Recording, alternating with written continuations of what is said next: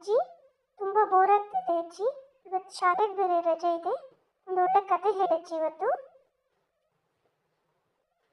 ಹ್ಞೂ ಅಜ್ಜಿ, ನನಗೂ ಬೋರ್ ಆಗ್ತಾ ಇದೆ. ಒಂದು ಕತೆ ಹೇಳಜ್ಜಿ.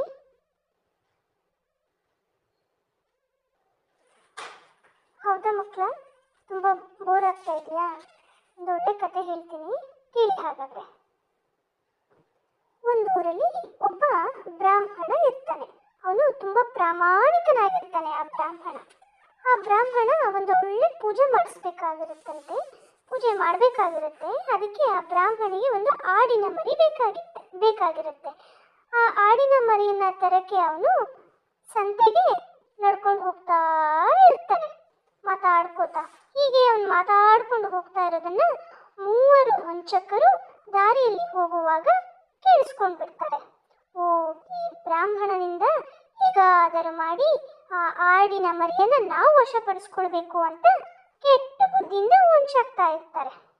ಹೀಗೆ ಬ್ರಾಹ್ಮಣ ಸಂತೆಗೆ ಹೋಗಿ ವಾಪಸ್ ಒಂದು ಒಳ್ಳೆ ಆಡಿನ ಮರಿಯನ್ನ ತನ್ನ ಹೆಗಲ ಮೇಲೆ ಹೊತ್ಕೊಂಡು ನಡ್ಕೊಂಡು ದಾರಿನ ಸಾಗಿಸ್ತಾ ಬರ್ತಾ ಇರ್ತಾನೆ.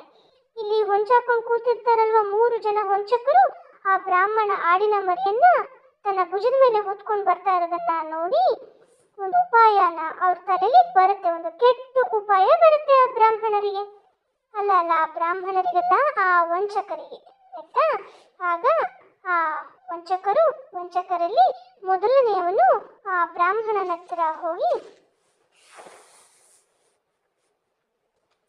ಬ್ರಾಹ್ಮಣೋತ್ತಮರೇ, ನಿಮ್ಮ ಹೆಗಲಿನ ಮೇಲೆ ನಾಯಿಯ ಮರಿಯನ್ನ ಹೊತ್ತು ಎತ್ತ ಕಡೆ ಹೊರಟಿವಿರಿ ಎಂದು ಕೇಳ್ತಾನೆ ಮೊದಲನೇ ವಂಚಕ. ಆಗ ಬ್ರಾಹ್ಮಣ, ಇದು ಆಡಿನ ಮರಿ, ನಾಯಿಯ ಮರಿಯಲ್ಲ ಎಂದು ಹೇಳುತ್ತಾ ಮುಂದೆ ಸಾಗ್ತಾರೆ.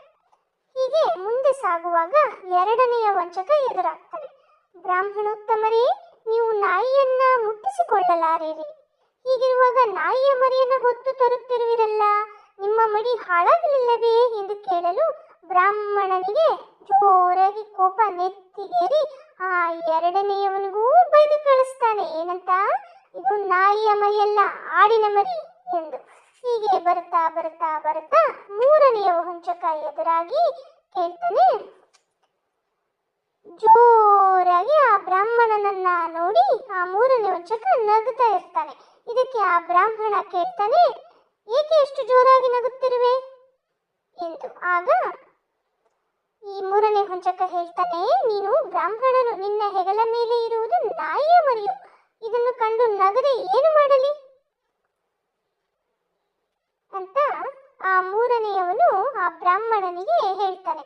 ಆಗ ಈ 3 ಜನರು ಮಾತನ್ನ ಕೇಳಿ ಆ ಬ್ರಾಹ್ಮಣನ ಮನಸ್ಸಲ್ಲಿ ಯೋಚನೆ ಮಾಡ್ತಾನೆ, ಈ 3 ಒಂದೇ ರೀತಿಯಲ್ಲಿ ಹೇಳಿರುವರಲ್ಲ, ಹಾಗಾದರೆ ನಾನು ನನ್ನೊಡನೆ ತಂದಿರುವುದು ಆಡಿನ ಮರಿಯೋ ನಾಯಿಯ ಮರಿಯೋ ಎಂಬ ಸಂಶಯ ಆ ಬ್ರಾಹ್ಮಣನ ಮನಸ್ಸಲ್ಲಿ ಹುಟ್ಕೊಂಡು ಬಿಡುತ್ತೆ. ಆಗ ಆ ಬ್ರಾಹ್ಮಣನಿಗೆ ದಿಗಿಲಾಗಿ ಆ ಆಡಿನ ಮರಿಯನ್ನ ಅಲ್ಲೇ ದಾರಿಯಲ್ಲಿ ಬಿಟ್ಟು ತನ್ನ ಪಾಡಿಗೆ ತಾನು ಊರಿನ ಕಡೆಗೆ ಸಾಗೋಗ್ತಾನೆ. ಈಗ ಆ 3 ವಂಚಕರು ಇರ್ತಾರಲ್ಲ, ಆ ಆಡಿನ ಮರಿಯನ್ನ ತಾವು ಎತ್ಕೊಂಡು ತಮ್ಮ ಊರಿನ ಕಡೆ ತೆಗೆದುಕೊಂಡು ಹೋಗ್ತಾರೆ. ಆ 3 ವಂಚಕರಿಗೆ ಖುಷಿಯಾಗ್ಬಿಡುತ್ತೆ. ಆ ಬ್ರಾಹ್ಮಣನಿಂದ ನಾವು ಆಡಿನ ಮರಿಯನ್ನ ತೆಗೆದುಕೊಂಡಿರೋದು. ಆ ಬ್ರಾಹ್ಮಣನಿಗೆ ಅವರು ವಂಚನೆ ಮಾಡಿ ಆ ಆಡಿನ ಮರಿಯನ್ನ ತೆಗೆದುಕೊಂಡಿರುತ್ತಾರೆ.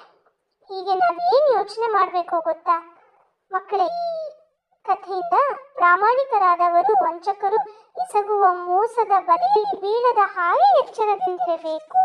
ಅಂದ್ರೆ ನಮ್ಮ ಎಚ್ಚರಿಕೆಯಲ್ಲಿ ನಾವು ಇರಬೇಕು ಅಂತ ಮಕ್ಕಳೇ. ಯಾವಾಗಲೂ ನಮ್ಮ ಹುಷಾರಾಗಿ ನಾವು ಇರಬೇಕು. ತಿಳಿದೆ?